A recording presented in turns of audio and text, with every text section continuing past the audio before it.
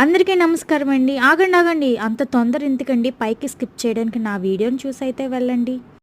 Egg bajji వచ్చిందండి. చాలా అంటే చాలా టేస్టీగా ఉంది. వీడియోలో అయితే చూపించేస్తాను, చూసేయండి. శనగపిండిని బాగా జల్లించేసుకుని అందులో పసుపు, ఉప్పు, వాము వేసుకుని ఇలా ఈ బ్యాటర్ ప్రకారం మనమైతే శనగపిండిని అనేది కలిపేసుకోవాలండి. మీకు తెలుసు కదా బజ్జీల పిండి ఎలా కలపాలో మీకు తెలుసు కదా, ఆ కన్సిస్టెన్సీలో వచ్చేలా అయితే మనం కలిపేసుకోవాలండి. ఒక ప్లేట్లో సాల్ట్, కారం, నూనె వీటిని ఒకసారి అయితే కలిపేసుకుని పక్కనైతే పెట్టేసుకోండి.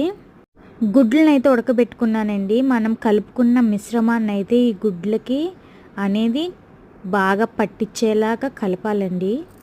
నేను చూపించే విధంగా మ్యాగ్నేట్ అయితే చేయండి. గుడ్లన్నిటికీ ఇలా మనం ఎగ్ పలంగా వేసుకోవచ్చు. నాకైతే ఇలానే ఇష్టం అండి. ఎగ్ బజ్జీ ఎప్పుడు నాకు ఇలానే ఇష్టం. హీట్ అయిన ఆయిల్లో బాగా కోట్ చేసిన ఎగ్ని అయితే పిండిలో పెట్టేసి దీన్నంతా మనం ఇలా బజ్జీల మాదిరిగా పెనంలో ఎన్ని అయితే బజ్జీలు పడతాయో అన్ని మాత్రమే వేసుకోండి, ఎక్కువగా వేసుకోవద్దు. సిమ్లో పెట్టుకుని నిదానంగా అయితే వేయించేసుకోండి. ఎగ్ బజ్జీ ఉందండి. మిగిలిన పిండితో మనం న్యాచురల్గా ఏం చేస్తామండి, ఉల్లిపాయ పకోడీయే కదా. ఉల్లిపాయ పకోడీ కూడా చాలా అద్భుతంగా వచ్చిందండి. ఎగ్ బజ్జీ చూస్తేనే అర్థమవుతుంది మీ ఎంత బాగా వచ్చిందో. లోపల కారం, ఉప్పు తగులుతూ నిమ్మకాయ పిండుకుని ఉల్లిపాయ నంచుకుని తింటే ఎగ్ బజ్జీ ఉందండి. మీరు కూడా చాలా సింపుల్ రెసిపీ అండి, మీరు కూడా ట్రై చేసేయండి.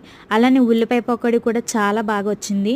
ఈ ఎందుకు చేశాను అనుకుంటున్నారు, తోటకూర చారండి. దాంట్లో కాంబినేషన్ ఇదే చాలా బాగుంటుంది.